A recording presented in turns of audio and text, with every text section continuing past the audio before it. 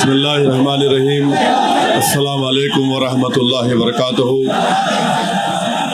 صدر محترم آل India Muslim personal board حضرت مولانا خالد سیف اللہ رحمانی صاحب شہ نشین و تشریف فرما، قوم اور ملت کے تنظیموں کے ذمہ داران، میرے ساتھی اراکین پارلیمان، دیگر سیاسی پارٹی کے ذمہ دار، معزز حاضرین اکرام، بزرگان قوم اور ملت،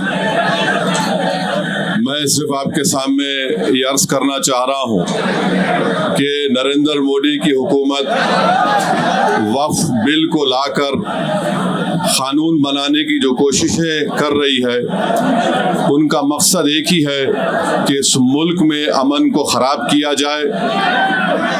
وزیر اعظم کا مقصد ایک ہی ہے کہ مسجد اور مندر کے نام پر عوام ہمیشہ لڑتے رہے، اور اس بل کا مقصد یہ نہیں ہے کہ وقف کی جائیدادوں کو مضبوط کیا جائے یا ان کی حفاظت کی جائے.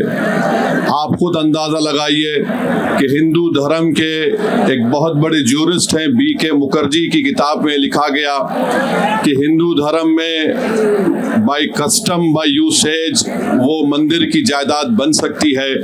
تو نریندر مودی وقف کے وقف با یوزر کو اس طرح سے ختم کر رہے ہیں کہ اگر کوئی ڈسپیوٹ ہوگا یا گورنمنٹ پراپرٹی ہوگی تو وقف با یوزر نہیں رہے گا. دلی میں 123 وقف کی جائیدادیں ہیں جس پر دلی حکومت کا دعویٰ یہ ہے، مرکزی حکومت کا، کہ یہ گورنمنٹ کی پراپرٹی ہے. کلیکٹر کو اختیار دینے کا مطلب یہی ہے کہ کلیکٹر حکومت کے حق میں فیصلہ دے گا. جس مسجد کے امام ہمارے بھائی مولانا محب اللہ ندوی صاحب ہیں، وہاں پر مرکزی حکومت کہتی ہے کہ وہ گورنمنٹ کی پراپرٹی ہے. اگر کل خدا نہ خواستہ یہ قانون بنے گا تو کوئی بھی جا کر مرکزی حکومت کی طرف سے، دلی سرکار کی طرف سے وہاں پر ایک نوٹس لگا دے گا کہ یہ وقف کی پراپرٹی نہیں ہے. ہبا کو نکال رہے ہیں، ٹرانسفر آف پراپرٹی میں ہبا ہے مگر کوئی گفٹ نہیں کر سکتا وقف کی جائیداد کو. نریندر مودی آج کل بھارت کے ہمارے فضیلت الشیخ بنے ہوئے ہیں اور یہ بتا رہے ہیں کہ اگر کوئی مسلمان ہوتا ہے تو اس کو 5 سال تک وہ وقف کو نہیں دے سکتا ہے.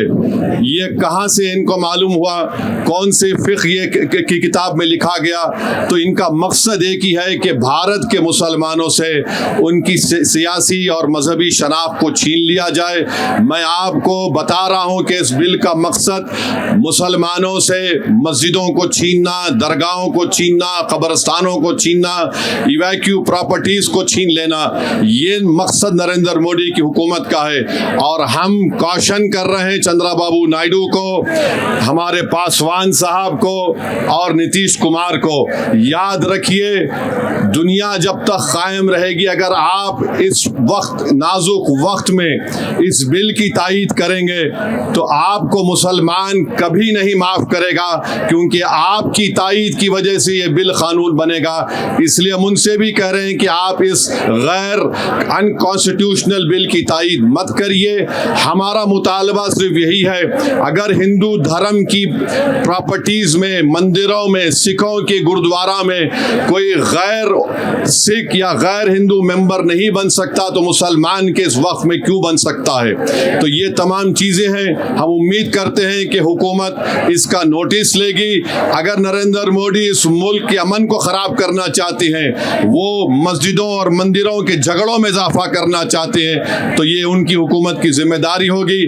میں یہاں پر شکریہ ادا کرنا چاہوں گا ہمارے جوائنٹ ورکنگ کمیٹی پارلیمنٹ کے تمام اراکین کا، اور خاص طور سے کلیان بنرجی صاحب کا، ٹی ایم سی کے راجہ صاحب کا، ڈی ایم کے کا، ہمارے ناصر بھائی کا اور محب اللہ ندوی صاحب کا. ہم نے تمام بڑی کوششیں کی، ہم نے اپنی ڈیسنٹ رپورٹ کو دیا، اور یہ انکانسٹیٹیوشنل ہے. اس کا کوئی بھی فائدہ وقف کو نہیں ہوگا. صرف وقف بورڈ کو برباد کرنے کے لیے، وقف جائیدادوں کو لوٹنے کے لیے حکومت یہ اینٹی کانسٹیٹیوشنل اور اینٹی مسلم کام کرنے جا رہی ہے. بہت بہت شکریہ.